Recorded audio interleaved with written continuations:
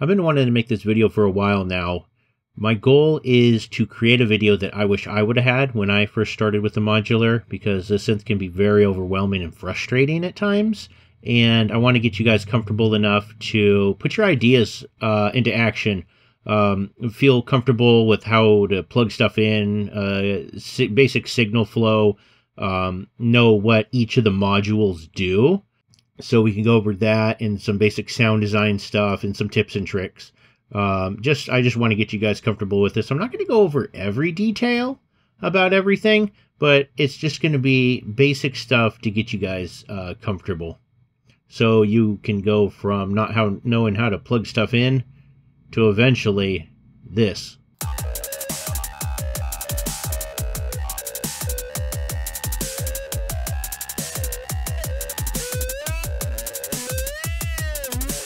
All right, let's go ahead and get started. First, you can see that everything is laid out in a grid. It's a 4x4 grid, so there's potentially 16 slots that you can put different modules in, but a lot of them take up 2. So let's start with the generators, or they're oscillators, but in this case, they call them generators. So all an oscillator does is it creates a tone. That's all it does. Each one of these creates a tone, well, except for the machine input, but we'll get to that later, and to a lesser extent the mini LFO, but it still does create a tone. You just can't hear it. But let's just go to the most basic one, which is the waveform generator. And you can see that it does take up 2 slots. So like I said, this primary job of this oscillator is to create a tone. So if I plug this in, you're going to hear a tone. We got a sine wave because it's set to the sine wave. This would probably be a good time to introduce the oscilloscope so we can see what's going on. So it's under miscellaneous. Hit add. Now with the oscilloscope, you need a toned signal to be able to go in to see what's going on here. So if we take the out and plug it into here, we can see that it's creating a tone. See, just because it's not plugged in doesn't mean it's not creating a tone. That's what I was saying. This thing is always on. And you have to use different tools to control the volumes and the shapes and stuff and things that this oscillator is capable of. So you can see that it's just a tone in whatever waveform that we select. See, if we bring this up, you notice how it changes. This would actually be a good time to explain a little bit about the oscilloscope. So if you take it to the right, it just zooms in. And to the left, it zooms out. So that's pretty easy. So if we flip this around, this is just the signal input, how strong it is. So if I turn it down, see how it gets smaller? But if we turn it up, see, it can actually go past this. So you notice once it gets past this mark right here, it turns red. That means it's clipping. So this isn't what the true waveform looks like. Once it turns green, that is what the true waveform is looking right now. What it looks like. So this is, I guess it's trigger, and it's kind of weird because I don't really understand what this does. Unless the waveform starts over every single time the note is triggered. That's what I think it is, but don't quote me on that. If you know for sure, let me know in the comments. So let's just flip this back over. And we can go into a little bit about these ports right here. So the 2 main ones that you need to focus on are the note and the modulation. It just stands for mod. The modulation actually is a parameter control port for the volume. And now would be a good time to let you know that so is the amplitude. Both of these do the same thing. So if we plug this in, we're just going to get that tone. But we don't want that. We need to be able to control it, right? We need to control it with the keyboard. So what we're going to use is a envelope. So let's go to envelopes. The DADs are envelope. Delay, attack, decay, sustain, release. It's like both of these put into one, added with a delay on it. So that's attack, release. This is decay. We'll get to these in a little bit. Let's just add this envelope right here. And you can think of this envelope as a gate. It will open. As it opens and closes, it will let the sound out depending on what parameters you put this on. So watch what happens when I plug this in. We're going to get a tone, but I'm immediately going to plug the out into the modulation port. Notice how it just shut the gate right there? Now, every time we hit a key on the keyboard, it's going to open that gate and let the sound out. Now we have a basic synthesizer right here, but you'll notice that we don't have any different tones. It's all the same tone. That's because we don't have the note control voltage plugged in. So don't overthink this. In almost every single instance, you're just going to plug the note CV into the note. Almost every single time you're going to do that. So I'm not going to go into stuff that's going to confuse us. So for right now, the envelope will always go into the modulation port, and the note CV will always go into the notes. See, don't overcomplicate things. Now this would be a good time to let you know that this amplitude, AM, is basically the same thing as the modulation port. Watch this. See? Still, we got the same thing. I'm going to hit keys. It's doing the same thing. So, but for the most part, I recommend just every single time you're going to plug your envelope into the modulation port. So if you had like two, let's just add like a pulse. See? It's got the note and the mod. So you would plug this into the mod and then this into the note. It's noteworthy that if you grab an output, there's green. So this can potentially get plugged into all of this stuff. But this isn't green. This won't be plugged in. See? It just sucks it back up. But this, you can just plug that right back into there. I'm not saying that you want to do it. I'm just saying that that's why they turn green. So even if we take, let's say, sub-oscillator, there's the note, there's the mod, right there. You would plug this into the mod, you'd plug this into the note. See what I'm saying? 99% of the time, this is what you're going to be doing. I'm actually going to get rid of these other oscillators because I don't want to be making stuff confusing right now. Let's just keep with the basics. Now you notice at the top right corner that there is a plug called volume modulation. Now this is the same thing as this modulation. It controls the volume, but you can think of this as a global one that affects everything here. It doesn't matter what you have plugged in, this will control the volume at whatever parameter that you have your envelope on. So just how we plugged each one into the modulation ports of there, you could simply just take this and plug it into here if you wanted to. So, see, we have a basic synthesizer right here. It's opening and closing the gate. So watch what happens when I unplug this and plug that in.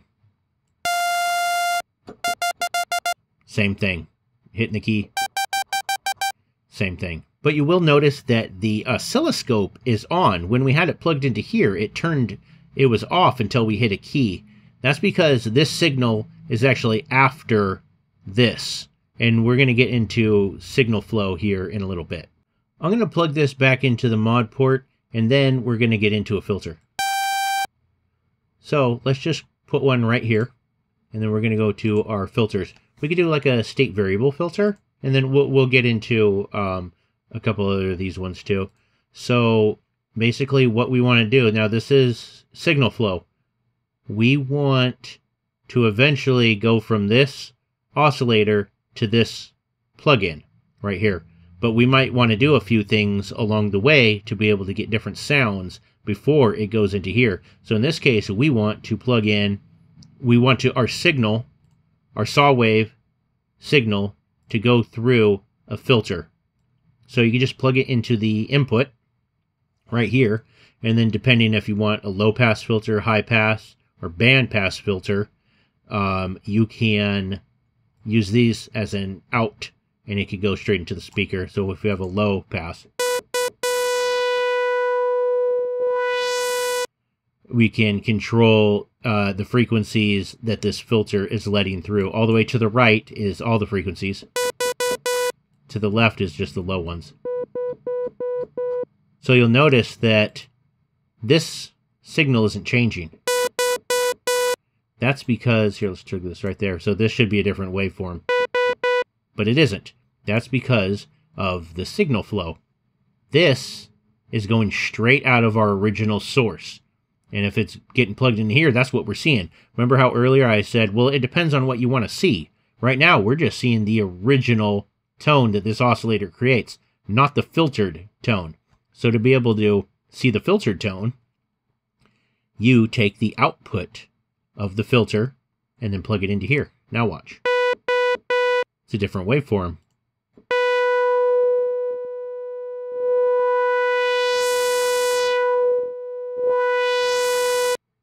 I'm going to show you a different filter.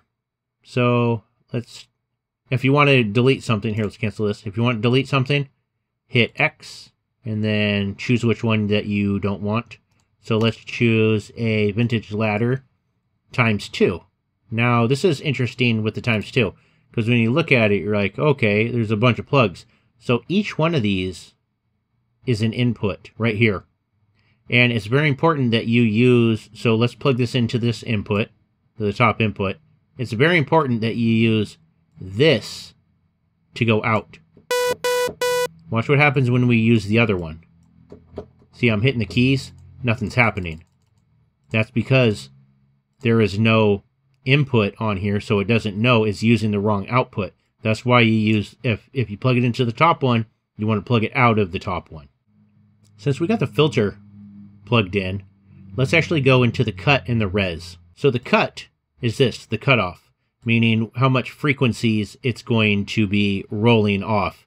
In a general sense, with like a low-pass filter, to the right, when you're letting the frequencies in, it makes it sound brighter. And when you take it to the left, it'll make it more round and dark. Dull, if you will. So, watch.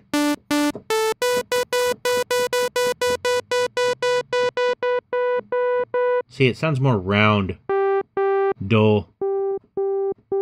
And then when you take it to the right, it gets brighter. Resonance is a small band of frequencies that gets boosted right where the cutoff slope is. So let's bring this down to about right here. Oh, let's plug this in so we can see what's going on.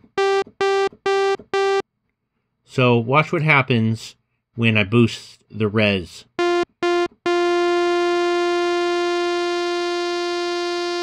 We're getting added harmonics right here. So there's a very specific sound that resonance makes. It's like a gurgly kind of certain tone to it. Here it's like, ee. That's a very dramatic sound of it. So, if we flip this back off, or back around, you notice that there is a port for the cut and the res. Now, you can control that with an envelope. So what I'm going to do is, we can, like I said, we're going to get to those other envelopes right here. Let's do a decay, because that's what my favorite thing to do is to the cut, is put a decay, and it adds like a dow sound. You can think dow as in down. A decay brings things down. So watch what happens now that we have, so here's the sound that we have. Now watch what happens when we take this decay and put it into the cut.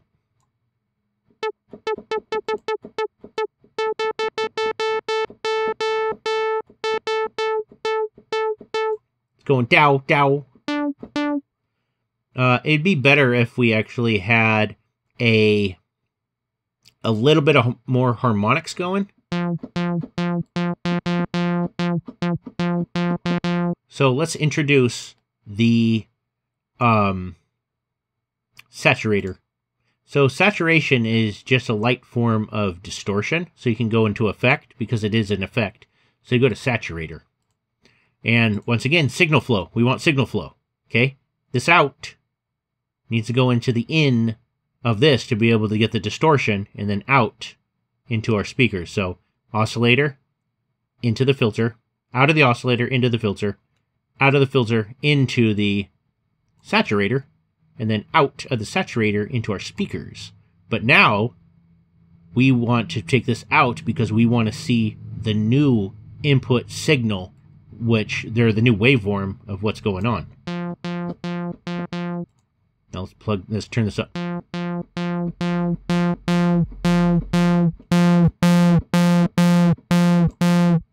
Kind of cool, huh? So you can think of saturation as almost rounding the sound off, or it also, or we'll just watch the waveform. See, that's kind of roundish. Now if I take this down,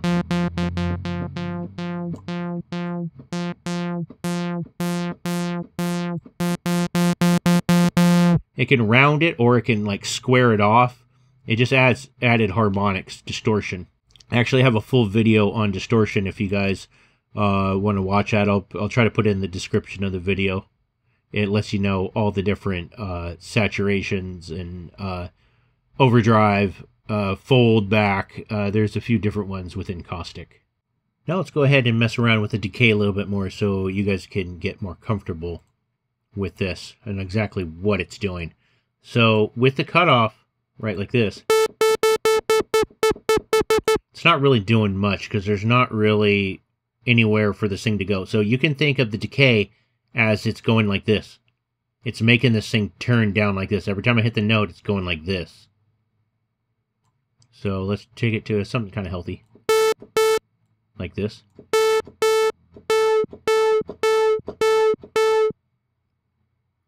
So watch what happens when I take this off of here. Remember, like I said, think of it as it's going like this.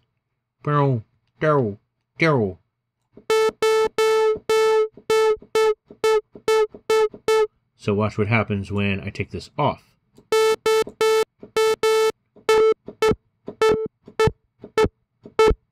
It's basically doing the same thing. It's a really bad, poor thing that I'm doing example of it, but that's basically what it's doing.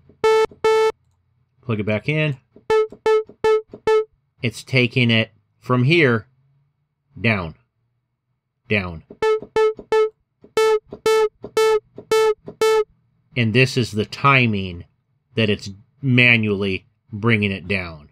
And once again, I apologize for it being such a bad example of what I'm doing, but that's basically what envelopes are doing. It's controlling the knobs without having to touch them. You can do it to the res as well. See, you're getting that high pitch. See, more round sound. It's almost kind of lasery. Kind of ew.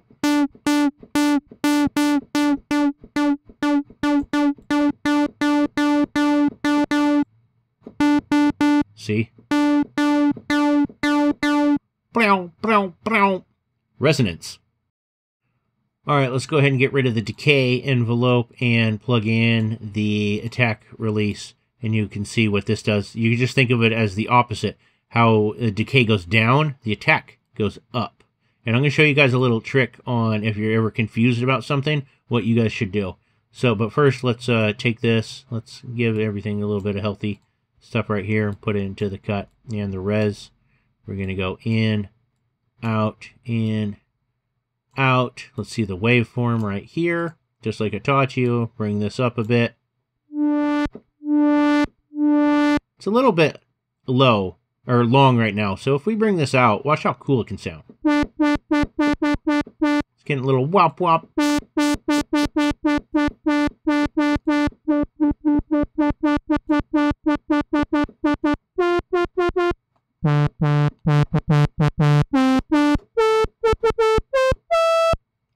Kind of a wop wop sound. So that's what the attack does. So let's actually, I'm going to get rid of all this stuff and we're going to go into more of the oscillators.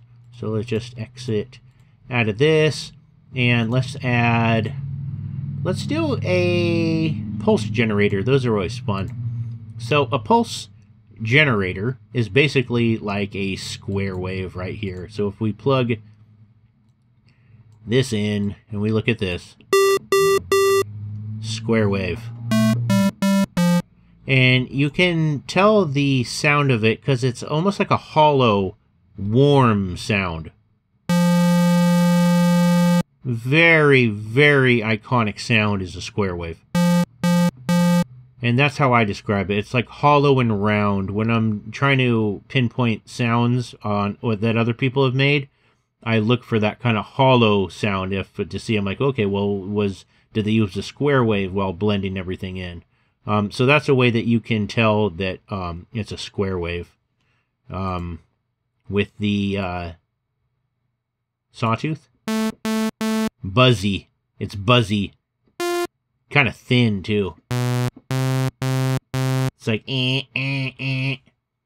This, warm, hollow again, and it's easy to mistake a. I do it all the time. I mistake triangle for square because it gives it kind of that same warm sound, but this is more dull. I would say that this is more bright.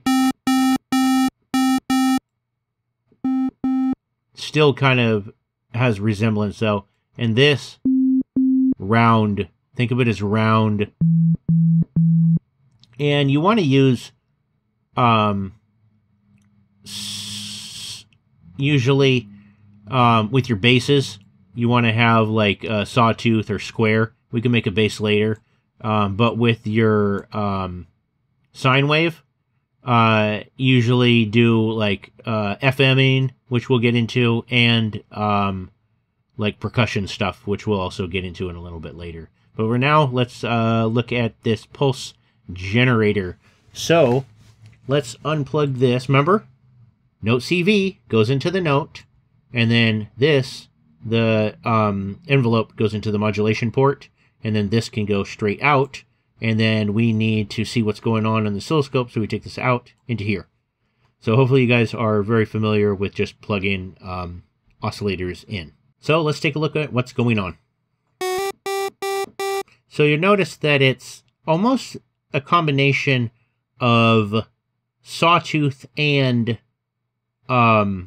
square wave. It's got kind of that little bit of warm, hollow sound to it, but it's mostly sawtooth. So watch what happens when I take it all the way to the left. 0% width. Thin, small, buzzy. It's even much, much more thinner than a sawtooth, but it's still got that iconic buzz. So you can also mistake pulse width for sawtooth when you're doing sound design stuff. It's easy to confuse the two, but you can also create very similar sounds to it, which you can get very close. So even though if they're using a sawtooth and you use a pulse width, a thin pulse, you can almost create the same sound. But as I bring it up, watch what happens. It turns into a full-on square wave. There's that hollow sound we have. So I'm going to hold the key down, and I'm going to bring this, and it's going to show you it shortens up the duty cycle, meaning the space in between where it goes up and down. Watch. See this right here? The space? Those spaces right there? It's going to get smaller.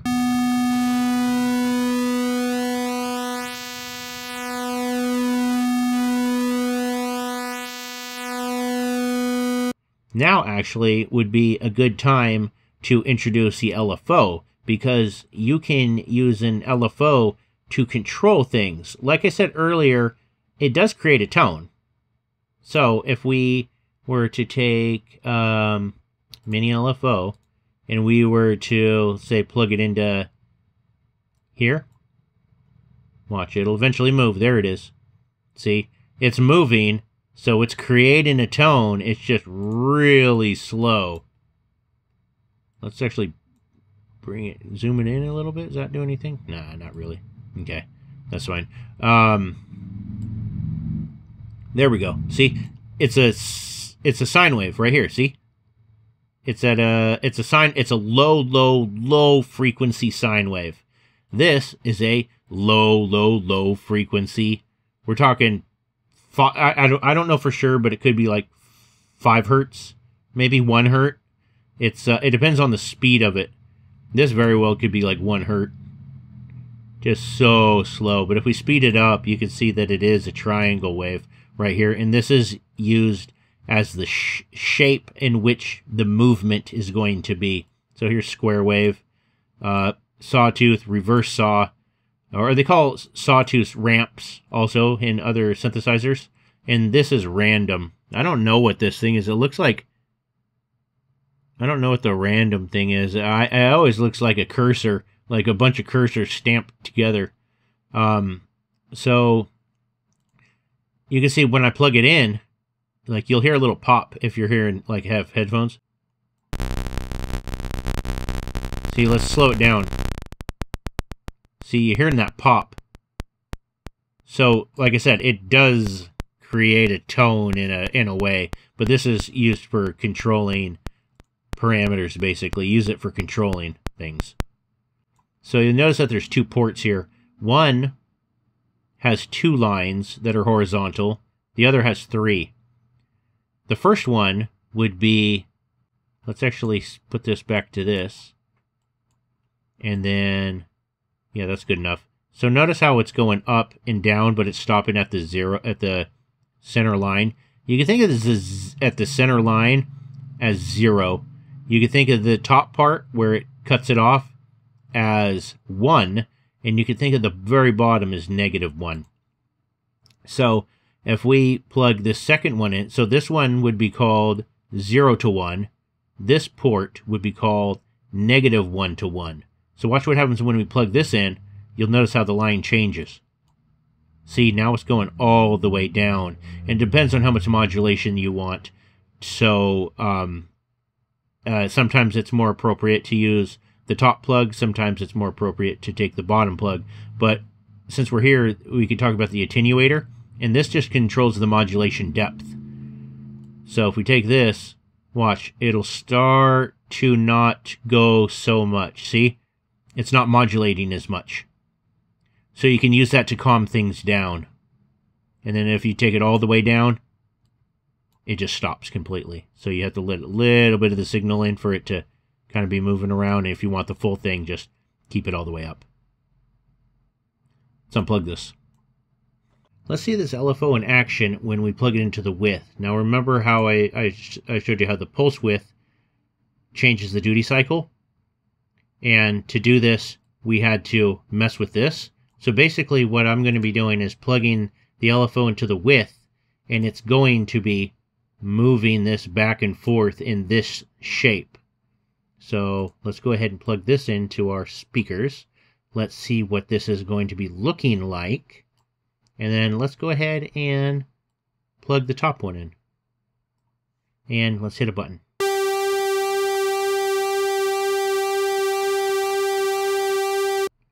So let's actually notice how it's not going in and out that much. Let's turn the width up. Now we're getting the full capability of this width signal, and we can slow this down.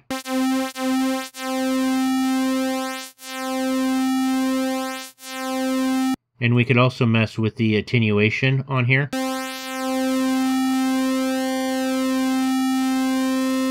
Notice how it's barely even modulating.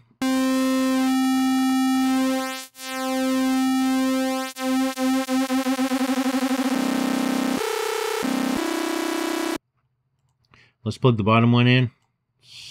Turn the speed down a bit. Way more modulation, because that's the -1 to 1.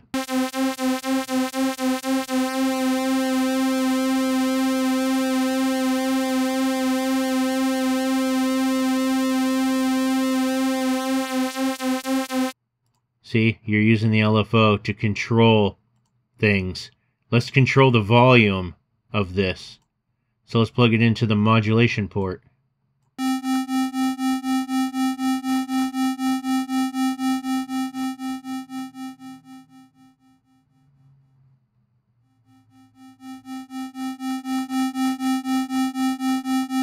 See, it's just controlling the volume of this. Let's unplug this, and we're going to plug this into the pitch. Now, how I said earlier, it's kind of, I was going to show you a trick. So if you're ever confused about anything, plug it into the pitch and see what it does. So in this case, we're going to plug the LFO into the pitch. And because sometimes it's hard to hear what's going on with volume. But with pitch, it's a lot easier. So before I plug the LFO in, let's do the thing that we just went over, the decay envelope. Remember, things go down. So if we turn the pitch up, watch what happens when we take the decay. Watch. Easy to understand. It's going down. It's going high to low. And this controls the length of it. We're like, okay, well, this goes down. Well, what does an attack do? Let's plug it into the pitch, see what happens. Oh, it goes up. Well, let's see what an LFO does.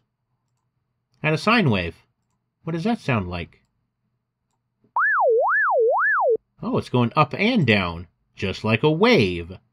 Now, also, this is a good one to understand, too. Like, well, what's it doing? Let's slow it down.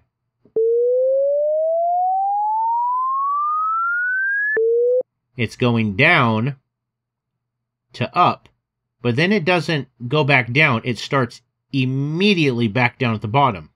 Watch. See? It doesn't go back down. It doesn't go, whoa, like the sine wave does. It goes from down, it goes from bottom to top, but then once it hits top, it goes directly at the very beginning of the bottom. So this is the opposite. So you can create some cool stuff with this, with the pitch. So you can turn it up, and you can do like little laser sounds. That's kind of cool. Here's square wave. You can make like telephone sounds with this kind of beeping, stuff like that. And this is just random. You can do like R2-D2 type stuff. A cool thing to do also is to plug it into the note. You can plug this into the note.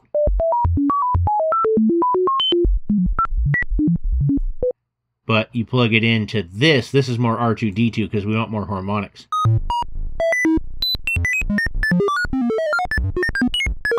Pretty glitchy. I have a whole video on how to create really cool glitches that I'll put in the description. Let's go ahead and get rid of the LFO for now and the pulse. And what I'm going to do is we are going to plug in 2 oscillators. And then we'll get into some sound design stuff. So let's plug in 2 of the waveform generators right here. So remember, note CV goes into the notes.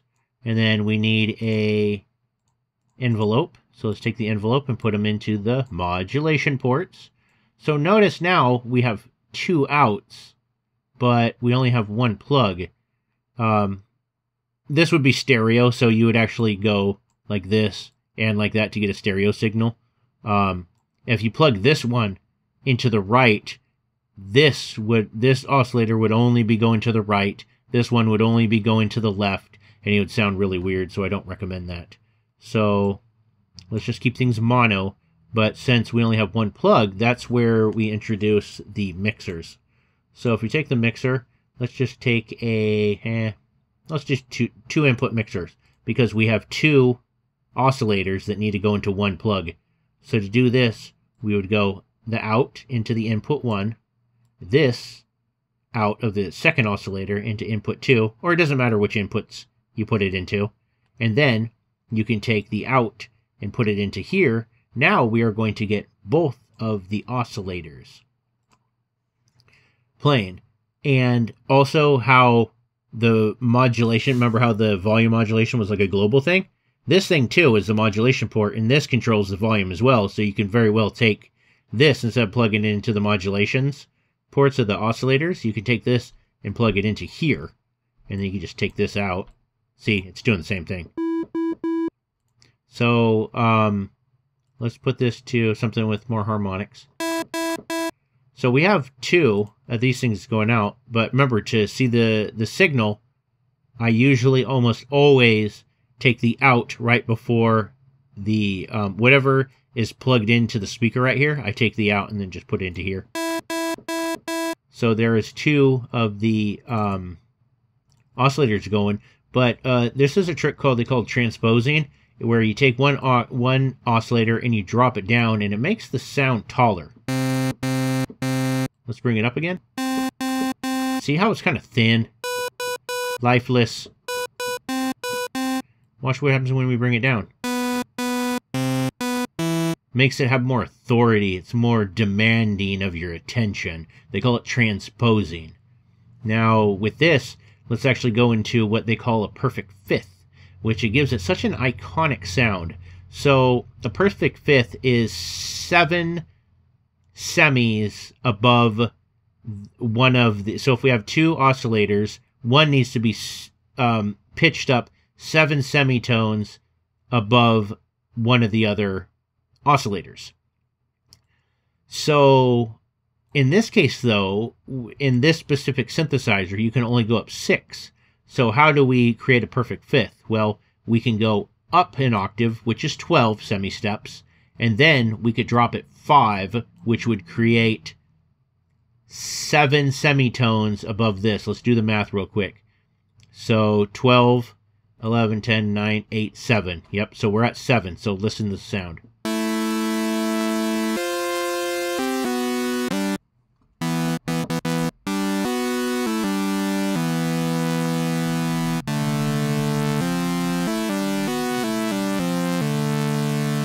I don't know, it's hard to describe the sound. But it's very iconic. So let's just bring this back up. This is transposed. Still pretty big, but if you drop it down, thin. Transposed. Now, perfect fifth.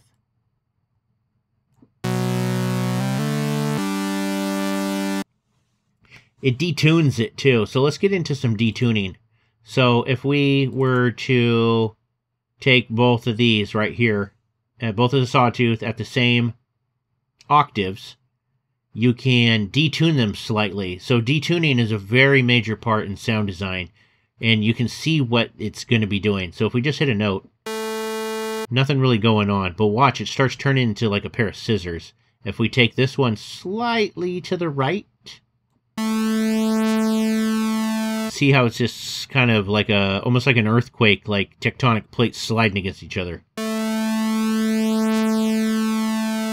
And the sound gets wider. Some people call it smearing the sound. And this is just basic detuning. All you have to do is take 2 oscillators and detune one of them by 1 cent. Now there's 100 cents in 1 semi, 12 semis in 1 octave. So the rule of thumb is the more you detune an oscillator, the faster these things are going to slide together. So watch what happens when I detune this one slightly to the left. A little bit faster. Now watch what happens when I take each one to the first notch. Almost like you get bees. Faster. Now watch what happens. I'm just going to hold the button down and I'm just going to detune by a bunch. Watch how fast it can get.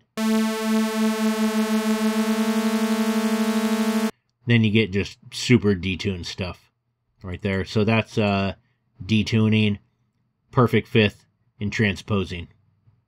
You can create that Axel Foley synthesizer if you just take 2 oscillators, detune it a little to the right, to the left, and already pre-programmed this. You just added a little bit of reverb and a little bit of delay, and this is what you get.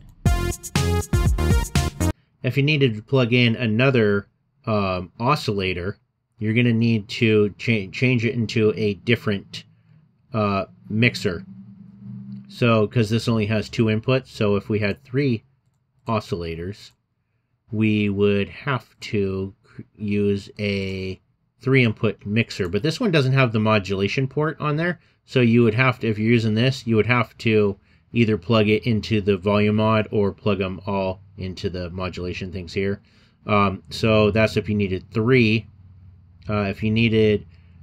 let's actually, I'm going to show you another quick little trick too. So let's say you had 3 of them. I'm actually going to plug this into here. So let's exit this. So if we needed to plug this in, and you go to like this into there, this into this into, and then this into here. So notice how it's kind of sloppy a little bit. And when you start adding tons of wires, things can start getting hectic and confusing. So what I recommend is trying to make things as neat as possible. So I'm going to unplug these and watch what happens when we just change the different things. So I think I want this one to go into here, this one to right here, and this one to right here. See how much cleaner it is compared to crossing wires? Because I'm telling you, when you got, 20 wires going everywhere, it can be kind of confusing and like signal flow, stuff like that, especially if you save it and you come back like a couple weeks later, you're like, okay, what's going on here? So the cleaner the wires are, the better your understanding can be. And if you wanted added another one, like 4 wave generators or whatever, or any oscillators, you would have to get a 6 input mixer, and this uses 2 slots. Okay, so you got to be careful with what you choose, and this does have the modulation port in here too, so that's convenient. So let's get into a little bit of FM.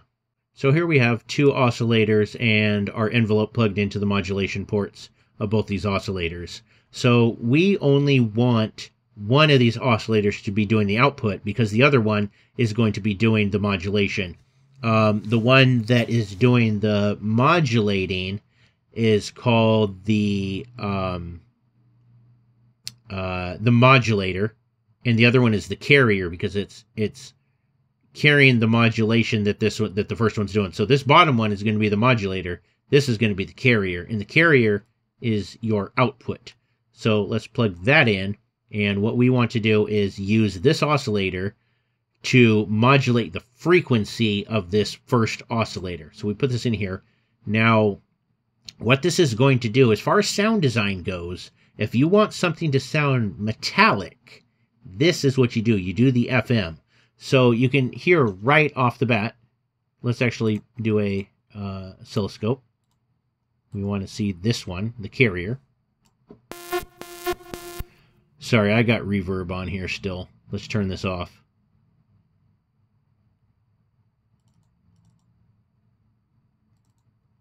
Okay.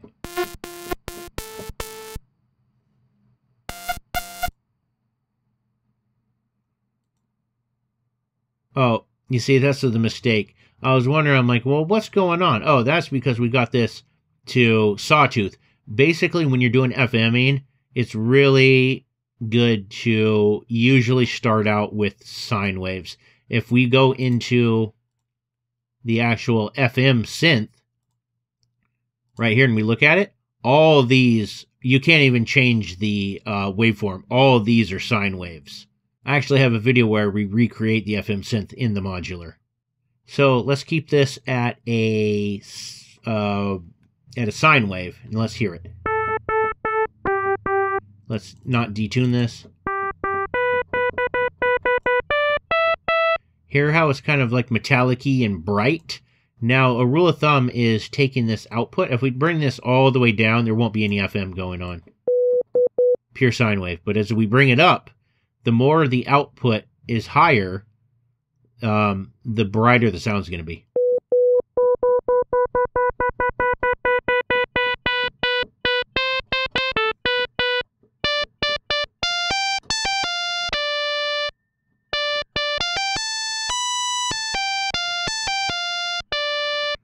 It's could be pretty bright. Now, a cool thing to do with this is to have another oscillator, and you're going to get so many more different tones with this as well.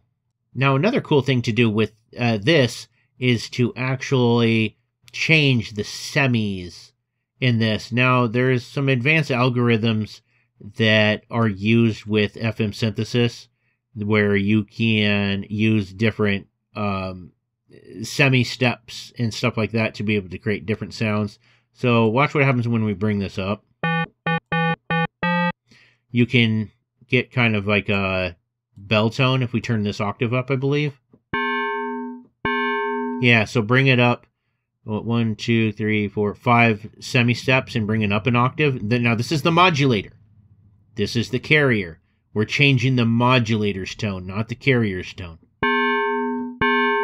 So we can actually run this through a filter if we want. Let's just do a vintage ladder. No, we already used that. Let's use the resonant LP because there's some stuff on here. This is the cutoff slope. 12 decibels would be, I'm just going to kind of roll off like this. It's kind of like a cutoff slope would be like this. 24 decibels would be more like this. It's not rounder. I'll probably put in a picture from the internet that I can find about what the cutoff slope is. So you can change it from 12 decibels to 24 decibels. This has nothing to do with the volume. This is the cutoff slope in which the equalizer or the filter is rolling off frequencies. And there's a big difference too. Let's plug this into the, and remember, this is a 2 input thing. So if we go here, remember, times 2 means that there's going to be 2 of those. Remember how we went over that? So let's get out of this and then plug this into here, and let's see what this is actually doing. So let's roll this off.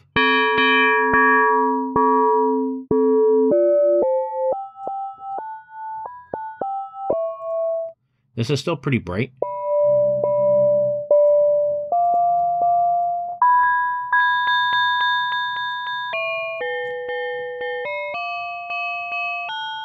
So, and FM can be actually pretty harsh.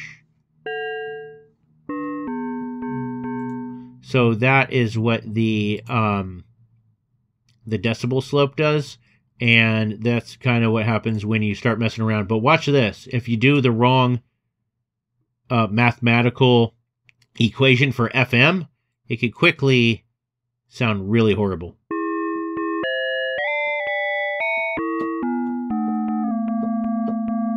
See, this just, it just doesn't sound good at all. FM can start getting pretty complicated, so we're not going to go too much into this, but if you want to start experimenting and you want to add more than one oscillator, this is how you would do it. You take the waveform generator, whoops, and then, remember, note into here, modulation into here. So this is going to be modulator 1, this will be modulator 2, and this will be the carrier. So we take this output, you put it into the FM. So this is FMing this. This is FMing that, and you can get different tones this way. See how it's more of a much more brighter. See, that's our regular FM, and then you add another one. It's almost kind of like a pluck. Like more of a plucky sound.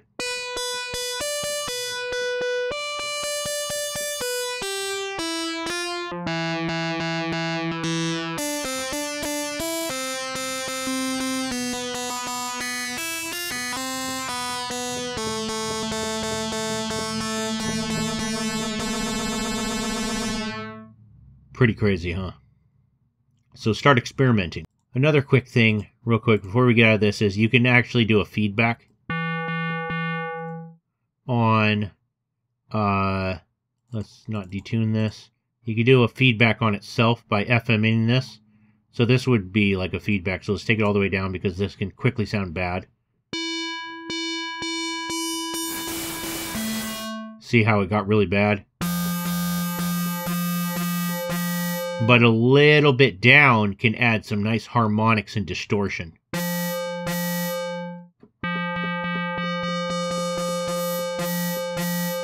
So you might try to FM itself. Let's mess with a lag processor.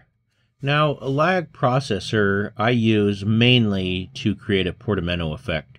So if we have just a regular synthesizer, like we've been kind of messing with earlier, all we have to do is just click here and go to miscellaneous, and it's under lag processor. Now remember, every time it says ×2, that means there's 2 ins, 2 outs.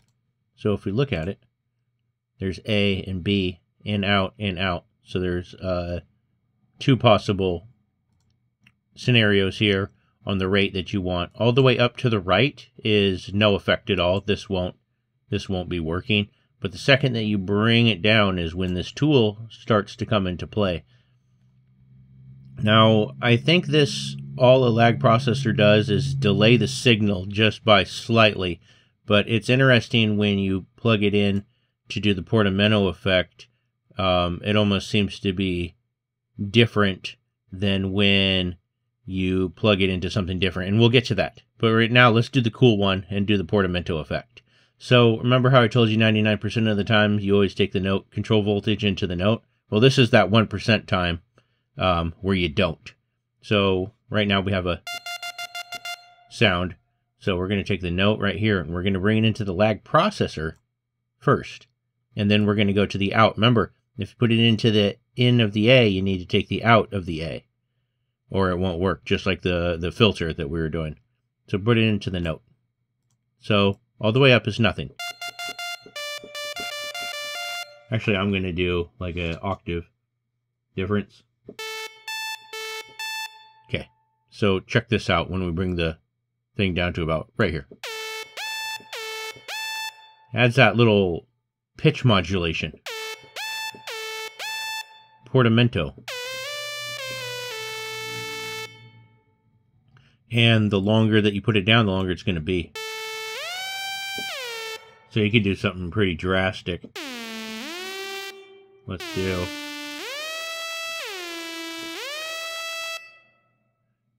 so that could be really cool. So I made a little beat with a kind of portamento thing. Sounds cool.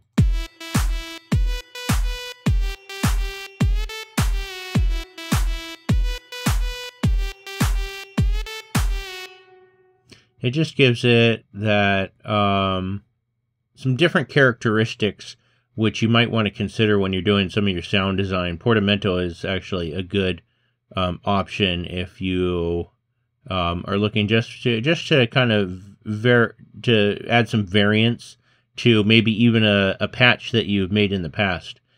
So this is actually a pretty good option. So the other thing that it's used for is to delay the signal.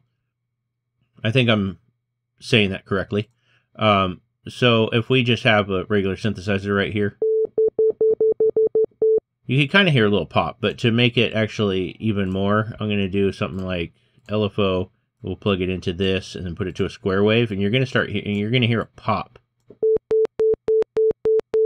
You hear that pop where it just tick, tick, tick, tick. It's super annoying.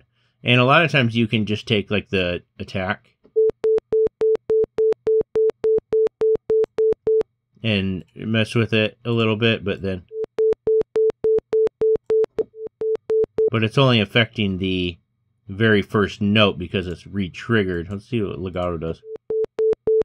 See, the attack isn't working. So in this case, what we would want to do is take the lag processor, miscellaneous lag processor, and we're going to, instead of just feeding it into the modulation port, we're going to go in, we can do B, and then out. So, no effect. Got that pop, but if you bring it down slightly, the pop's pretty much all the way gone. Makes it much cleaner. So, that is the lag processor. Let's go ahead and get rid of the lag processor, and actually the LFO. And we're going to go into the delay. So the delay is an effect. So we go here, hit delay. Now the delay can be a bit tricky because if you think about it, like, oh, signal flow needs to go in and then out. Okay, I got myself a delay. Well, not in this case. So let me show you what happens when we do plug it in this way. And I'm going to have to bring up the keyboard so you guys can see instead of using my MIDI. So flip this around. So here's the rate. It's a fixed rate like you would find on a LFO or whatever. So if I hit a key, notice how this isn't just bad latency. This is the actual thing that's delaying. See how long it takes to be able to get the thing to react? It's about half a second. So what I am going to do is this. So we have to actually have a proper delay, like a classic delay, echo, you have to use a mixer. We're going to do 2 input mixer. So what needs to happen is you go out of the oscillator, in to the mixer, and then the out goes into the mixer itself too, but then it also goes into this, and then we want this to go out. So this should be a proper, what's it called? Delay now. There we go.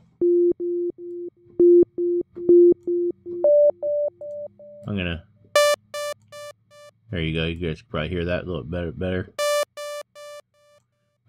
So this is the cool thing here on where you use the attenuator to increase or decrease the feedback. So if I drop it down, the delay is less, or the feedback is less, I should say. So if we crank it up all the way, watch how long it goes. Super long. So depending on where you put the attenuator on the out is how long you get your delay effect. And if you go right here, you can change the rate faster, longer. So depending on what you want to accomplish, set the rate and then set the attenuator. Now I'm going to introduce the formant filter. So you go to filter, formant filter. So this thing is very interesting. You'll notice that right here, formant 1, formant 2, it has vowels on here. A, ow, oo, e, and I. So these are created. You can actually look at a formant chart to know which frequencies create vowels. So let me just demonstrate what it sounds like. Now it's actually better to maybe I should transpose the sound. Let's hear how it sounds. But you usually want lower frequencies with this, with some good harmonics. So use like a sawtooth or a square wave. Works really good with the formant filters. And the morph is, if it's all the way to the left, it's doing only formant 1. If it's all the way to the right, it's only doing formant 2. But in between, it's like the mix channel on, let's say, a subsynth. All the way to the right is oscillator 2. All the way to the left is oscillator 1. But right here is when you start mixing it. So this would be more oscillator 1 than oscillator 2. So it's just kind of a fader knob. So let's hear how it sounds. Let's just go over here and then start playing with the thing. Let's see, is it? Oh yeah, I need to... Okay, so check this out. We want this to go in, and then this to go out. There we are. Okay, and I think it would sound better with a transposed sound. Remember how we transposed? So let's plug this in. Here's our envelope into the mod. Now we need a mixer. So let's do a 2-input mixer. So this will go in. I want this in.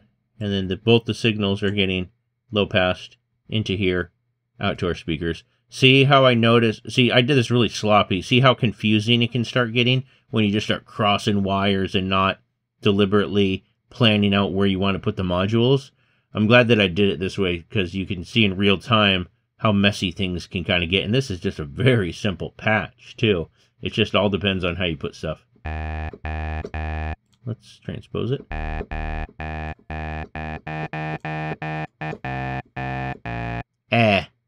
Aw, ow, or aw, ooh, e, I. So did you hear that feedback? This thing's weird. There's some sort of glitch where you'll start getting feedback on this thing, and I don't know why. I think it's something to do with inside of the Caustic itself. It just seems to be a bug in it. See that? Man, I'll probably do it again. So let's do the morph.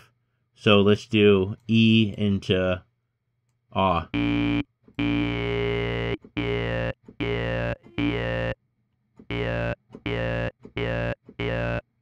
So, here's both of them together.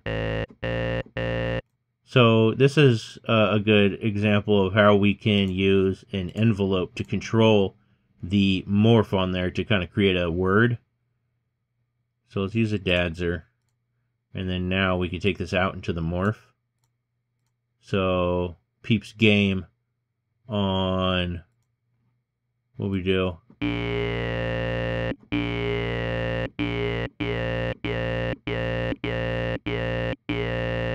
Kind of like yeah.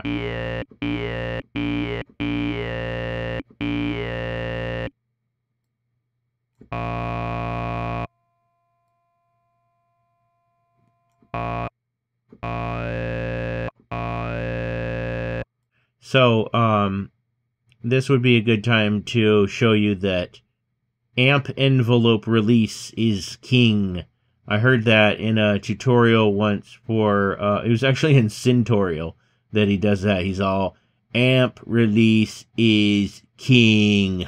Oh, yeah, cool. And it's a good rule of thumb to where this will mask anything that you want to have on there. So if you have two releases, it's good to match the releases, or one will run out before the other. But you know, sometimes you want that, but a lot of times you don't. So if it's not sounding good, look at your release times too. So same with like if you have two decays, like a filter decay and a amp decay.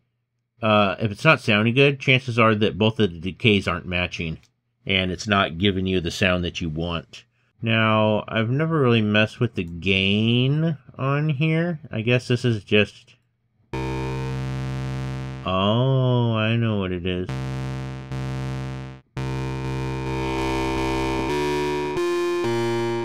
Do I? No, I don't know what it is. It sounds like the gain is for the formants, and if you turn the gain all the way down, it's nothing but the, what's it called? Your regular oscillators that are going through the filter. Because it doesn't, the filter isn't working without the gain up. So check this out. If we just undid this and went into right here, same thing as if we did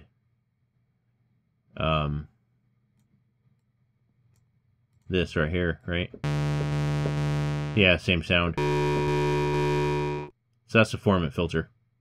Let's have a look at the machine input. So let's just say we have a bass that we want to add just more stuff to, whether it's more effects or we want to run more modules through this. This is a good way to be able to daisy chain and add more effects. So here's our bass.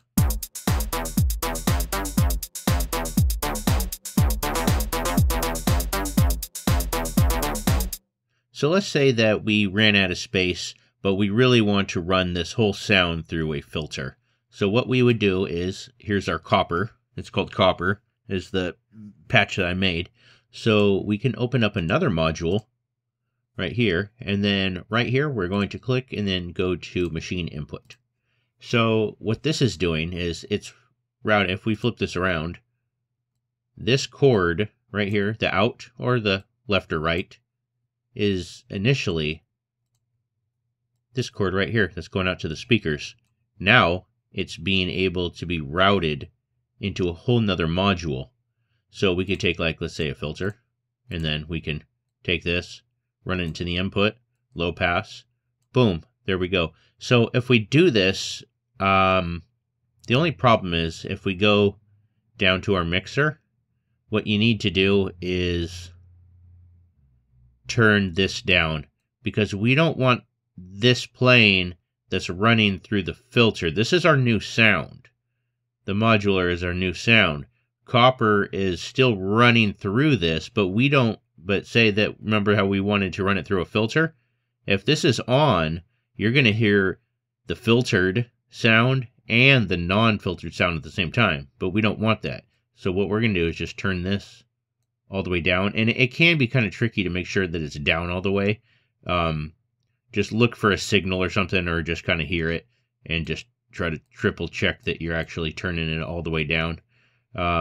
It's kind of easy to hear when it's actually playing.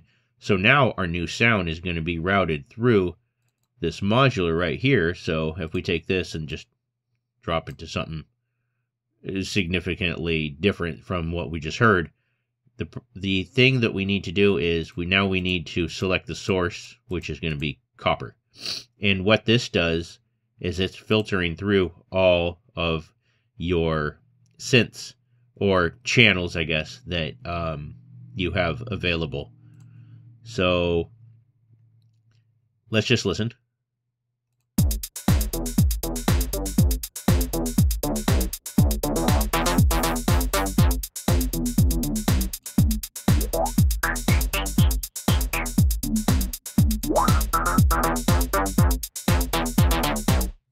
So that is how you can run other stuff through this. So like, say, you could also just, if you want to run it through a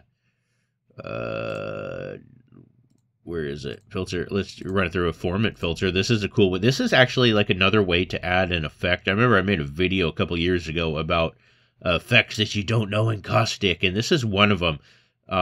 You could run anything through a format filter. Any synth that you have, you could run it through this format filter by doing this. So let's just say you had a patch in the sub-synth.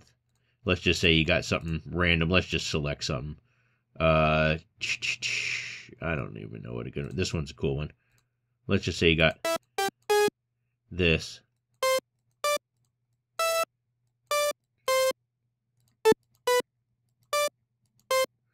And you wanted to run it through this one. I'm going to actually mute this. We are going to now run our modular through the subsynth. Remember, we need to turn the subsynth down now, because we don't want to hear the subsynth. We're turning that down because we want the modular through there. And then now we can just mess with the format filter. And then if we hit play, and it doesn't work, that's because we didn't plug it in. Do this and then out through here. So we need to probably, why it doesn't sound good is because the notes are too high on here. Let's transpose everything. I'm going to show you something kind of cool really quick. So what we're going to do is we're going to go into our patterns, and you long press it. And then now this takes you to a sub menu where you can transpose everything. So let's just do it by 12 semi-steps. Remember, 12 semi-steps in an octave. So if you drop everything by increments of 12, it just drops it down a, what's it called? So let's do 24. Hear how that sounds.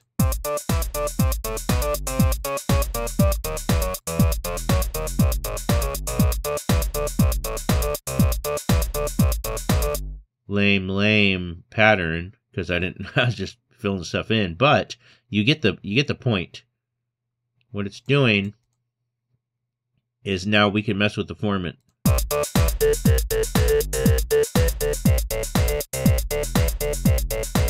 Now it doesn't sound so bad. You can run everything through a format filter this way. So this is a good way to add,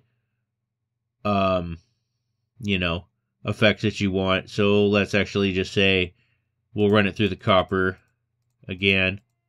Oh, here we go. Here's that glitch. You hear that? For some reason, it just starts getting feedback, random feedback. If that happens, just... okay, that didn't fix it. Let's, there we go. Looks like it stopped. Usually, I wonder if it's the gain that's up. I wonder if we can make that happen again. There we go.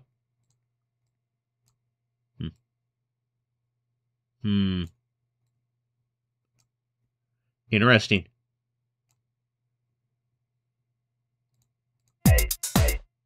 Yeah, you hear that feedback? I'll try to turn it up in post so you guys can really hear it. Not cool at all.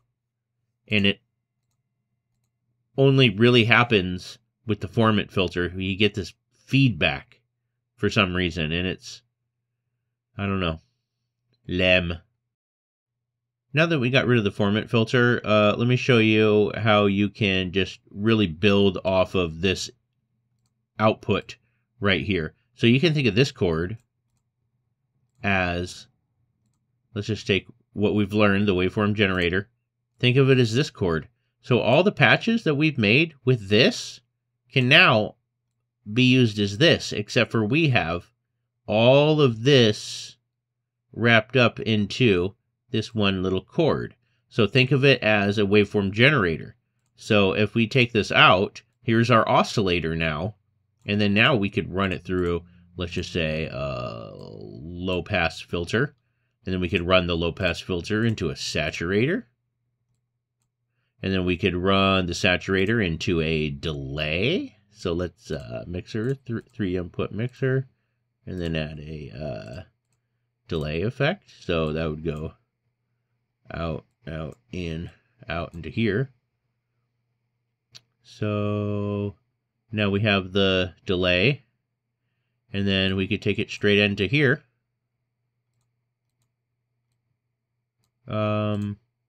Let's see here. Send notes to source. There we go. So what that's doing is it's this note right here that I'm hitting is getting sent to right here to this one, because it's being routed through this. I don't know if I'm explaining it quite right, but if you're not hearing any sound, hit the send notes to source. So we can turn that up.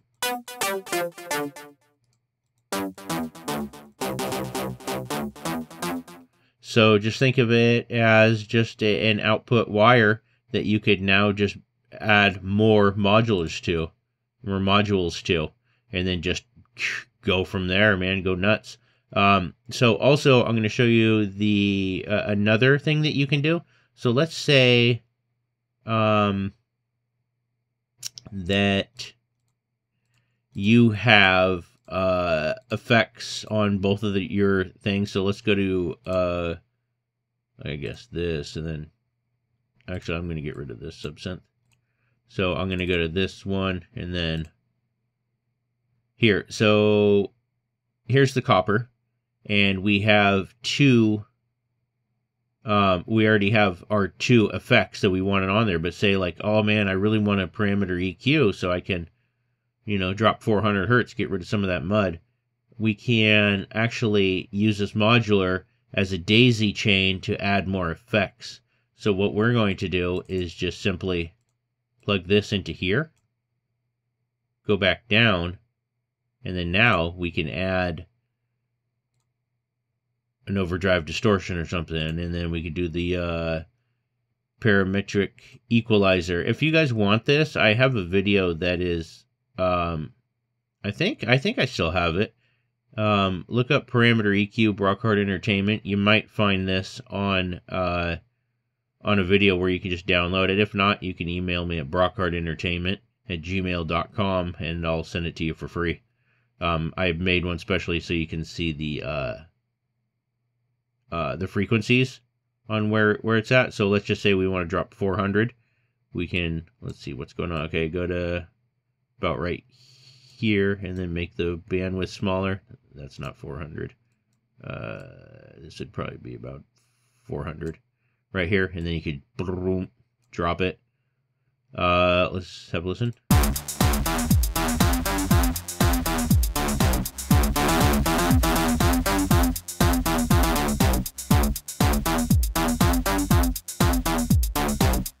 Anyways, you get the point, and you can do this over and over and over again. So basically, you can create up to 15 channels of daisy-chained effects. Just make sure that with each daisy chain, we are going to drop the thing over there. So say if you want another one, let's go down here. Oops, I meant right here. Add another modular. Add this to the machine input. And we can go to, it's not copper, it's the modular. That's the second one. And then we can just plug this into here. But then we need to also turn it down. We need to turn this one down now too. And then this one is going to be our new output. And then we can add, you know, just whatever, different effects. Pretty cool, huh? Let's take a look at the arpeggiator. So now that you're familiar with the machine input, this is actually going to be very simple to you. So basically what we have is I used, let's see, low pluck, high pluck. So low pluck is actually the KS synth, and the high pluck is the sub synthesizer. So, which is short for subtractive synthesis. It's, anyways, yeah, that's whatever. That's what it's, what I'm running into the, I guess you could call the arpeggiator as a bus for these things. And it's just, I ran it through a filter and then a delay. But then also with the arpeggiator, you don't have to plug anything in. So look, see, it's blank on the back. It automatically knows what notes that you've programmed down here. And using its parameters on here, it is going to just arpeggiate whatever notes that you hit. So let's just start off very basic. I'm actually going to go to a different pattern because I automated this. It sounds like this, by the way. Welcome to Caustic. Thank you, Michael.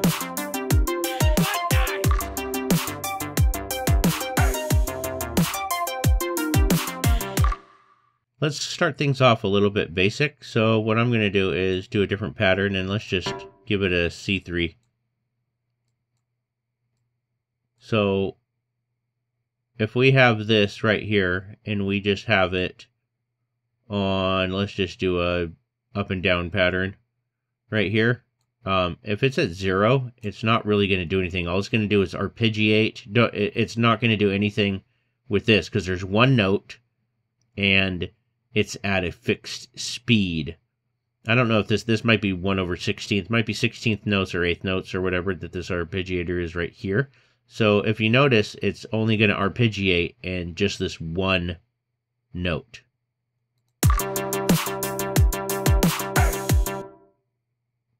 Whoops. Welcome to Caustic. I ran it through a bus, another thing right here. That's why I had to do that. So notice how it's only doing this one here. Do do do do do do do do do. So it doesn't matter where we put this. Whoops. So we can just put it at a different one. Hit play. It's the same.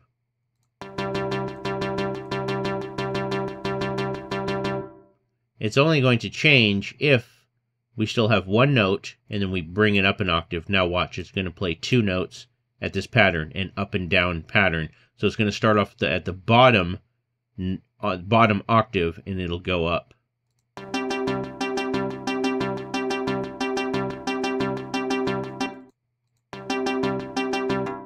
So with this one, it'll start at the top octave and then go down at this pattern. So it depends on which one you do. So if we put it on 2 octaves, Notice how it adds a second octave to the pattern, and this would bring up 3. This is a randomizer, so it'll play different. It'll just choose which pattern that it wants at the note that you've put in there. So you can actually stack notes. Let's actually do something like this.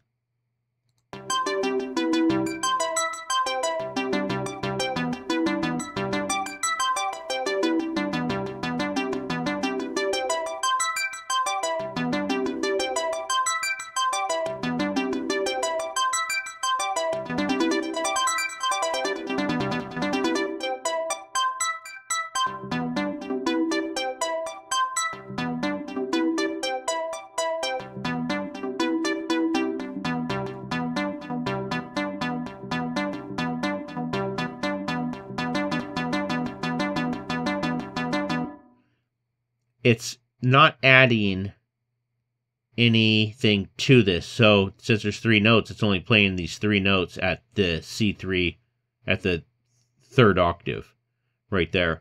So this is how this works. And it's good to sometimes to create cool stuff with it, you just have a single thing, a single note, but then every once in a while you stack things. So see how my original pattern looks? It's pretty crazy how it's, even at this point, I had 1, 2, 3, 4, 5 notes going on the same thing. So just play around with that and try to find, you know, something that's that sounds good.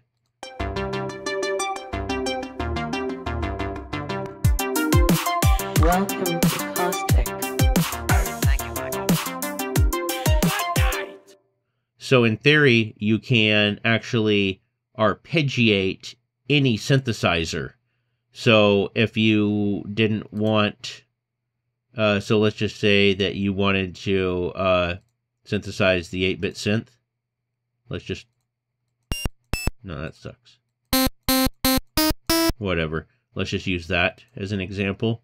So we'll go back to our arpeggiator, and we're going to choose 8-bit synth, and we're going to turn this off. Now we can listen to it.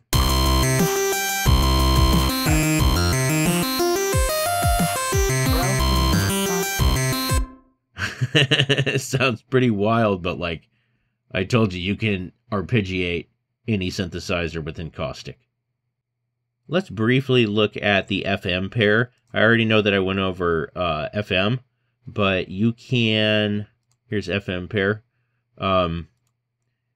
This is basically the setup here. We can recreate this. This is what it's going to, actually, let's remember, you always need that envelope in there or it's not going to shut up. So there we go. Now we have basic FMing right here. And it's good because if you want FM but you don't have enough slots, you can just use an FM pair right there. So this is, see, classic FM sound. Now we can, this is the same thing that we created with, let's use 2 waveform generators right here, and then we can just use this into here. Note CV into the notes. We don't need a mixer because we're going to run FM into here. So check this out. See, same sound. This FM thing right here is this knob. Feedback is a little bit better because remember how we were, I think, feeding back into itself. I think this is the setup that this thing creates. Let me test that theory. Okay, pretty gnarly. So we're going to turn the FM down.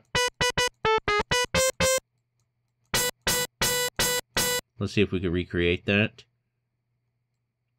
We're going to want this out into here now. So let's turn the feedback up.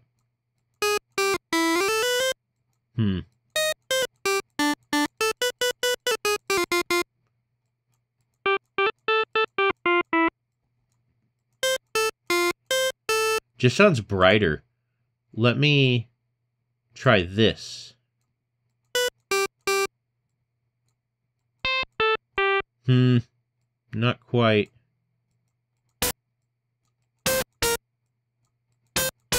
I think this is, yeah, no, we did it right. I just had the thing a little bit too much. So this is, yeah, the way to feedback that. So we just created this, the FM pair, with this, with two waveform generators. So that's briefly the FM.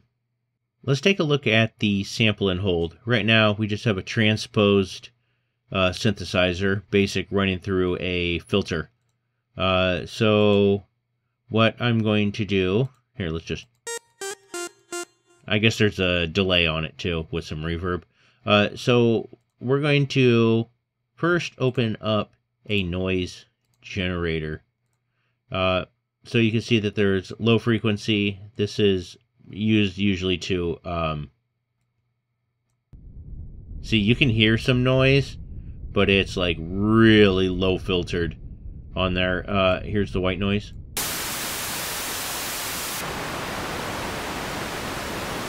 And pink noise. So you can see it goes brighter to more darker, lower, all frequencies.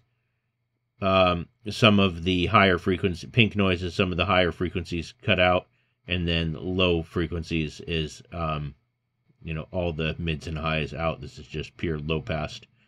On here, there is a modulation thing on here, and we're going to get more into the noise when we get into some of the percussion sound design. So now let's load up the sample and hold, which is under miscellaneous. And basically what the sample and hold is, I have a deep dive video on sample and hold if you guys are more interested in this, but basically you can think of it as a clock and a camera combined. With each tick of a clock's second, it snaps a photo. But in this case, the photo is a sample of the tone you're getting from your oscillators. Now I'm going to show you this here in a second, but there's two ways to really run a signal through here that's most commonly used. And one is through noise, and another is through an LFO. So what I'm going to do, actually, is put in two LFOs, because we're going to get to the other one here in a second. So what we want to do is, I'm going to first run it through an LFO. So I'm going to use the -1 to 1 to the in, and then out, I'm going to go into the envelope on here, and I'm going to use it into the modulation port, because that's what, and it's going to be sampling the tone that it's getting from these oscillators. So I'm going to take the out into the mod, and I'm also going to run it into the cut and the res as well. So you can see what this is going to sound like. We need to turn the rate down quite a bit. I have 2 notes, or more than 2 notes, just some generic stuff, just at least to create a tone. So let's just ignore the gate for right now, and we're going to use this rate as the speed. It'd probably be good to actually plug this in. Okay, now let's hit play.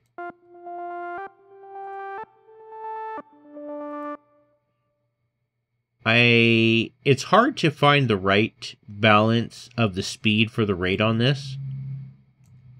Let's see here.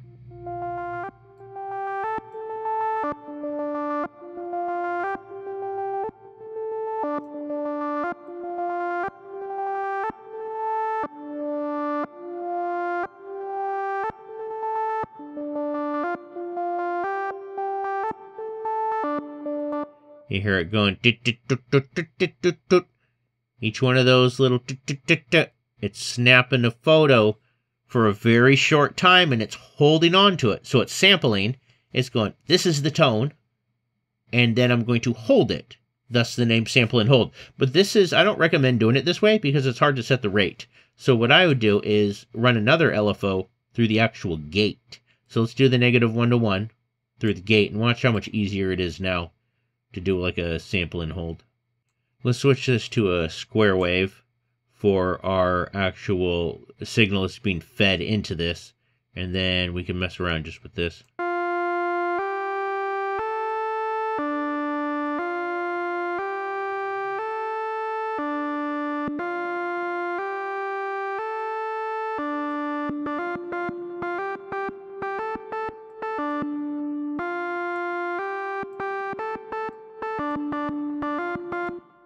It's kind of hard to get the right combination of things to make it sound good, but this is just a way that you can run it into here, and then you can just mess around with it from there with the different waveforms and the rates and stuff. But you can actually, instead of using an LFO, you can use the white noise going into it. So let's do the white noise.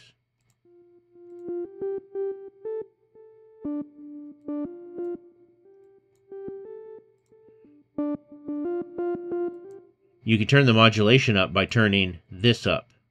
So watch.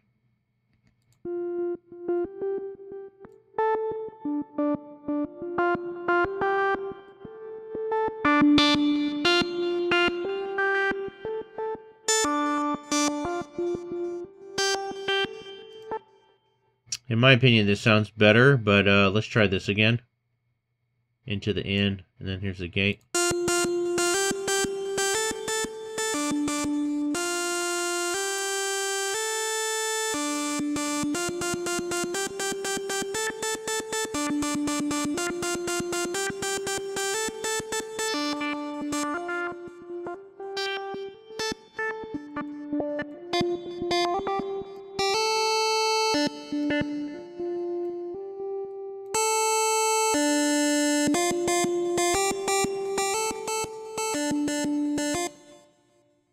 So you can get some kind of atmospheric bleeps and bloops with the sample and hold. Let's talk about the note velocity and the mod wheel. So the note velocity, you can actually plug into the amplitude. So I'm going to do that right now. And if you have a keyboard, it's going to be now sensitive to how hard you hit the key. So I'm going to hit it lightly. Now I'm going to hit it harder. See how it's louder and quiet, so quiet. And I'm barely hitting the keys. Now I'm going to hit the keys harder. You can have control over the velocity of your keyboard. And you can do this to the cut and the res as well. So if we go over here and just plug them into the cut and the res of the filter. Lower, harder. It opens the filter up more the harder that you hit your keys. So we could also do this to the mod wheel. We can do this to the cut and the res of the mod wheel. So actually I'm going to hit play. I made it just a quick little pattern. And then now I'm going to mess with the mod wheel. So this is, I'm going to play it first without. This is without.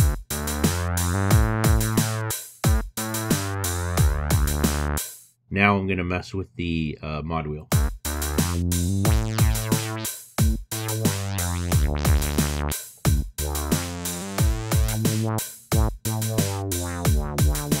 So you can mess with your mod wheel with the cut and the res to open up the filter. If I didn't already mention it, this out, it's just another gain. So if you flip it over, like this is a gain itself, but then also this is a gain too. So there's like two volume knobs.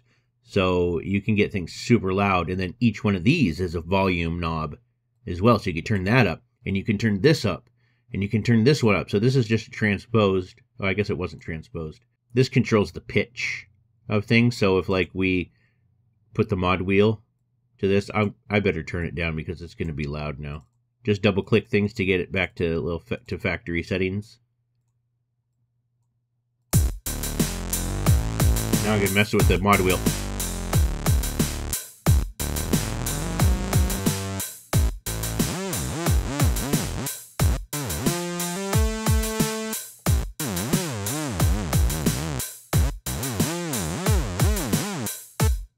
So you can mess with the mod wheel to do the pitch as well. Let's take a look at the sub-oscillator. All it is a sine wave, so if we were to just plug in a oscilloscope to it, you can see it's just a sine wave. Here's the tone. And you could just drop the octaves on here and then the semis, so you can't really detune it like the small detune like we did earlier with the Axel Foley synth. This is used to make a sound fatter. So for instance, I made like a respace. Let me go into my respaces. Here we go. So this is what the respace sounds like. Let's just use this.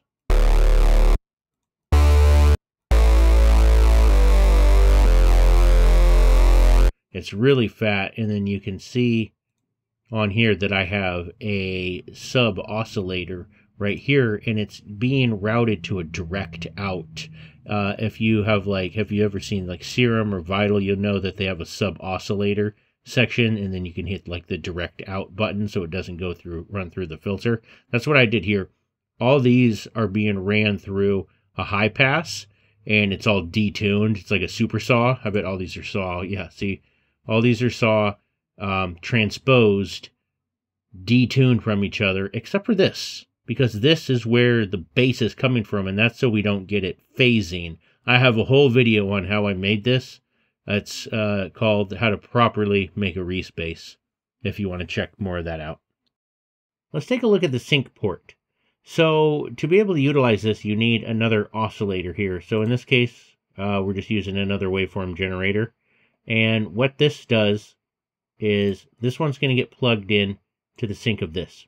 So this is called the leader, and this is the follower, because depending on this speed, it's going to abruptly change the waveform to where it's going to match up with the cycle of this one.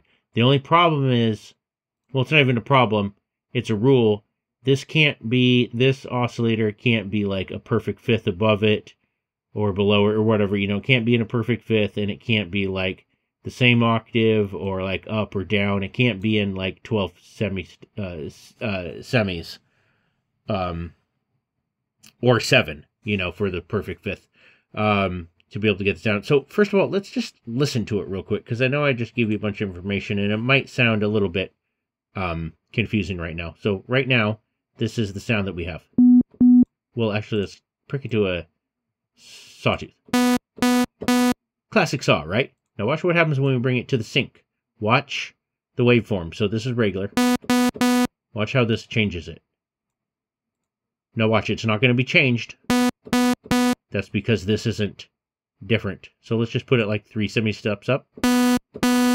See how it's a different. The waveform's different. Take it out. What's happening is this is going faster than this. So once it's done with one cycle, it's like, okay, did my sawtooth, now I reached the cycle, now it's time to start over. So it's like, okay, time for the sawtooth. Oh, like, wait a minute, this just started over. So that means I need to stop what I'm doing right here and then sync up with this one. But this one always wants to go faster.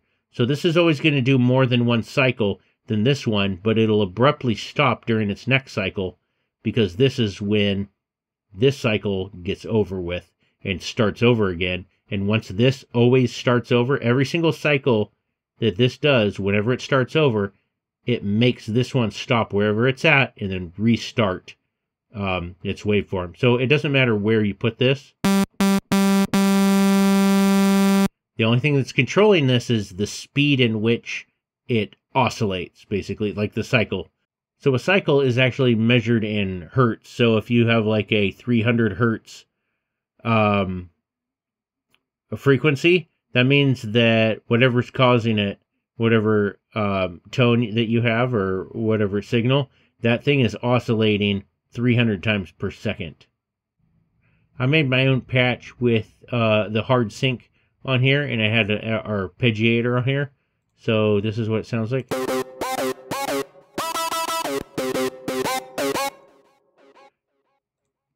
So with the drums and everything.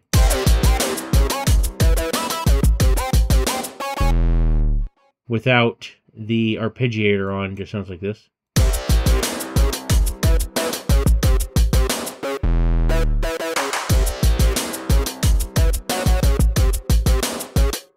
So it can sound actually pretty cool.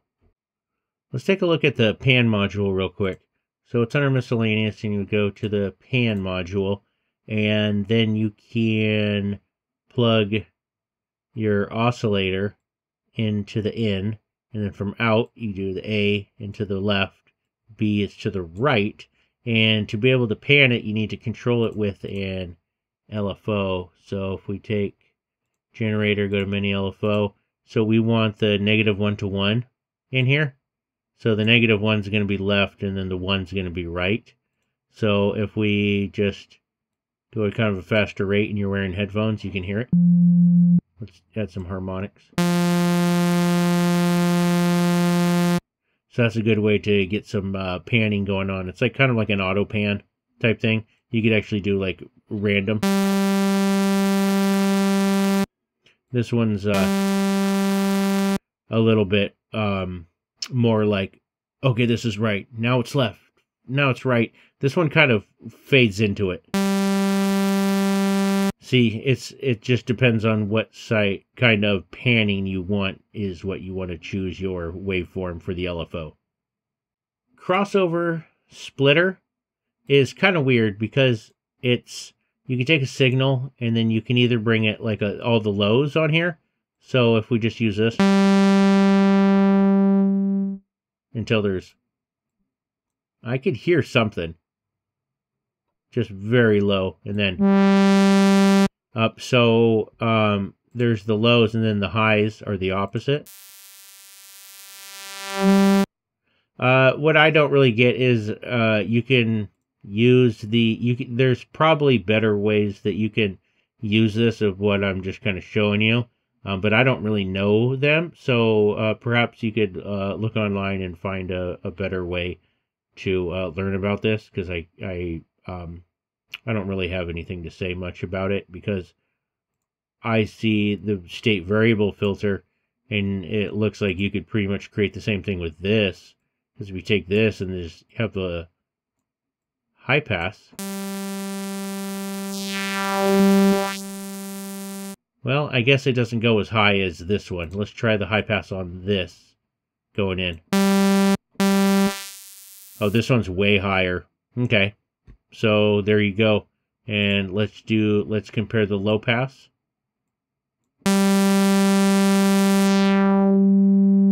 Yeah, this one goes way lower. Okay. So that's the difference.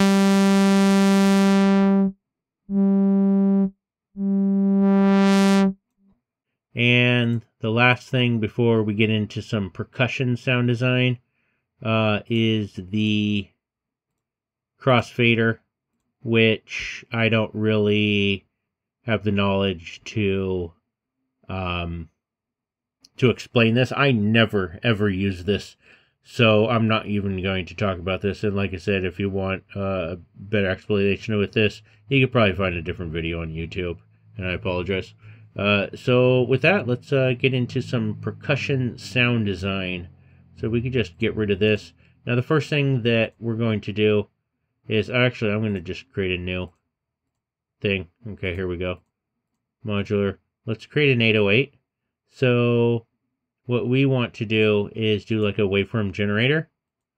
And we want 2 decays on here. So let's go to the envelopes and do the decay envelope. So put the note CB into here, and then we want the first decay to go into the mod, the second one into the pitch. So this one to the left is going to control how long the note is. This is going to control the modulation in the pitch, and this is what gives it kind of its knock. So we're going to run this through a filter, through a state variable filter, and then into a saturator. Effect, saturator. So we go into the input, low pass, into the saturator, saturator out. Let's give it some heavy saturation on here. Maybe drop this down a little bit. make the note longer, and then I'm going to have kind of a sharp decay on this. So this is be exponential, this is linear, this is, I don't know what they call it, but it's fuller. You can see the curve of the slope of the cutoff on which it's going to be. And it also has that on the Dadzer envelopes. Just depends on what you want with that. So here we go. I'm going to drop this and leave it at a sine wave. Let's add some more distortion.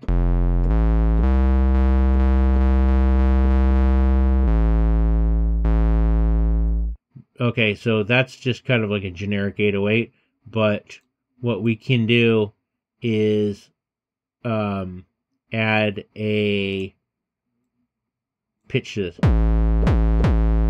Now it knocks. So that's what's good with this one. So now you can control it. Now watch it, it'll dip.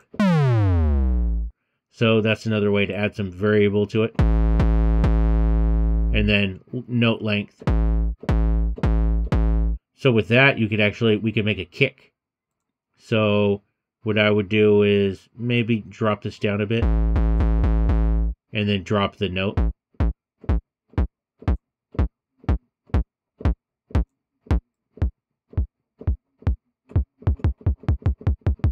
So we got ourselves kind of a kick.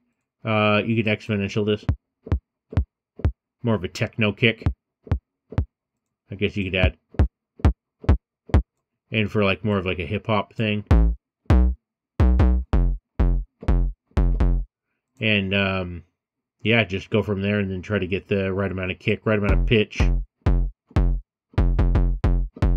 How much you want it to knock, have that little transient at the very beginning. So that's how you make a kick in an 808 with the modular. So let's create a snare. So what we want to do is go to the noise generator and then just have a decay envelope with this. So put the decay into the mod and then just have the white noise coming out. Let's put it on exponential. And then now it's kind of it's more of like a hi-hat type thing, but we're going to run this through a filter, state variable filter. And then we could do something probably like high pass. So run this into the input. We'll take the high pass out. And then now we can create more of a tone that we want.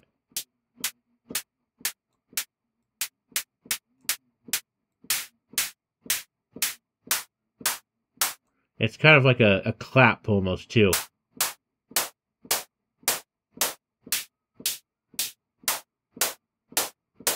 So kind of snare, but we could also do a, what's it called?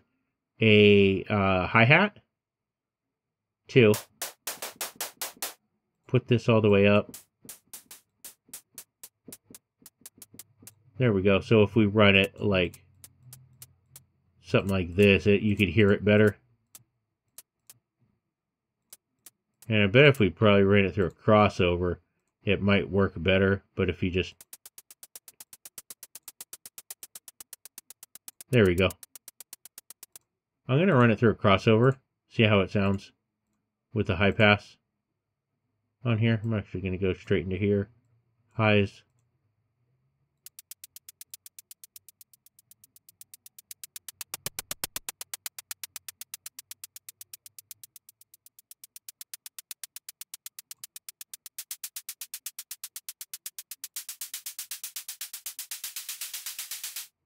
We can do, let's do this for like the snare, and then we can go up here and add like a kick.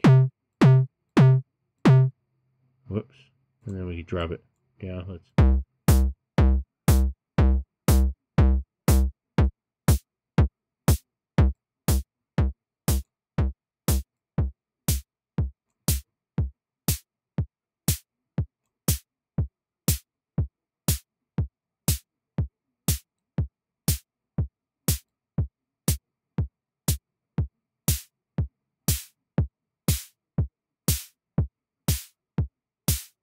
We could do another thing real quick. So let's just remake the hi-hat. So remember, noise generator, and then a decay envelope, and then just actually we'll do the crossover splitter. So let's do out into the mod, white noise in, high pass, exponential. Is this thing exponential? Yep. Okay, exponential then.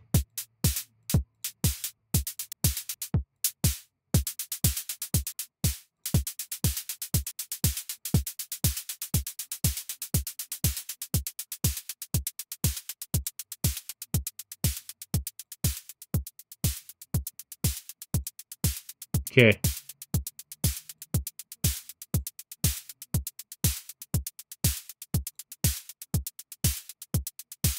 Kick doesn't sound very good, but that gives you a basic, some percussion stuff to mess around with. So that's a kick, 808, snare, and hi-hat. Here's a cool little pitch modulated lead. It sounds like this.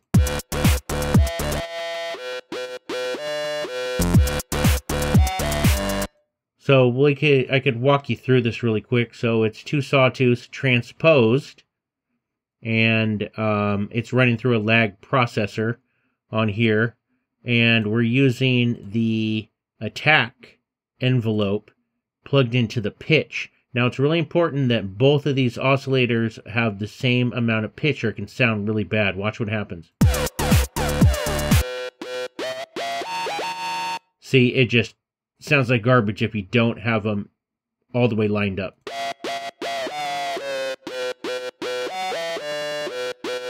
See, and all of a sudden it sounds much better once you have it in there. This one is just FMing it a little bit, and this one's FMing this one just a little bit. On here, it's being ran through a saturator into a filter that has bandpass on it. So that's how you do the pitch modulated lead. So here's an example of how I recreated the FM synth. So if we go into here and we take a look at the FM synth, you can see that it's 3 oscillators at a sine wave, and each one has a envelope that will drastically change the sound in this. So, and this is going 3 is modulating 2, 2 is modulating 1, and 3 has a feedback on here. So if we go to mine, the copper, you can go back there and you can see that I'm using, what am I doing? See, well, let's figure this out here. Okay, this one is going into here. The out is, this is just the main output, and this one's getting FM'd from what? This one and this one. So these are both are modulating this top one here. So both of these are the modulators. This is the carrier on here, and it just depends on the algorithm that you choose. So in this case, whoops, let's go to the FM synth and then change to this algorithm. So nope, it would be this. Okay, so this is the algorithm that I'm using. 2 and 3 are modulating 1. So if we go back to mine, you can see that 1, 2, and 3. So 2 and 3 are being routed together through a mixer and then out into number 1, which is being modulated by both of these at the same time. So that's what that algorithm would look like. I have a complete tutorial on how I did this patch. If you guys want to check it out, look under Copper Bass in Brockhart Entertainment. This is a really easy bass to make. So I have a transposed, detuned sawtooth. This one's just an octave lower, and then it's running itself into a filter. Both of these are being filtered. There's a little bit of white noise on here, and it's going through the filter of a resonant LP, and the cut is being decayed on here. And notice with this that this one, the lower octave one, is actually a little bit less volume on here, and it sounds like this. Hear the white noise?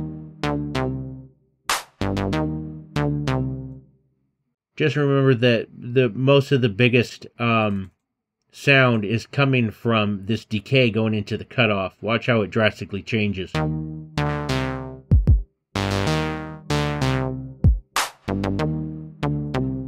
So you can turn it into a pluck almost, and you can mess with the decay too on here.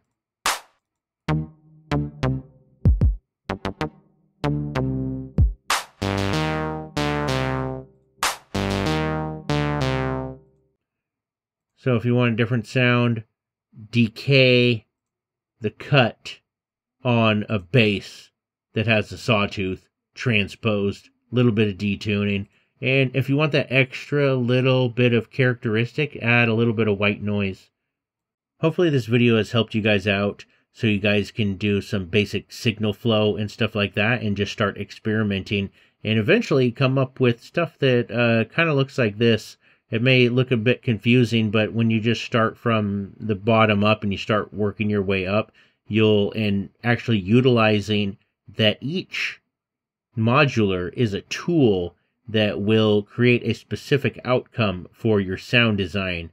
So just start experimenting, start plugging stuff in, and eventually you guys will get the hang of it, and then you'll be able to make stuff like this. All right, thanks for watching. Cue the music.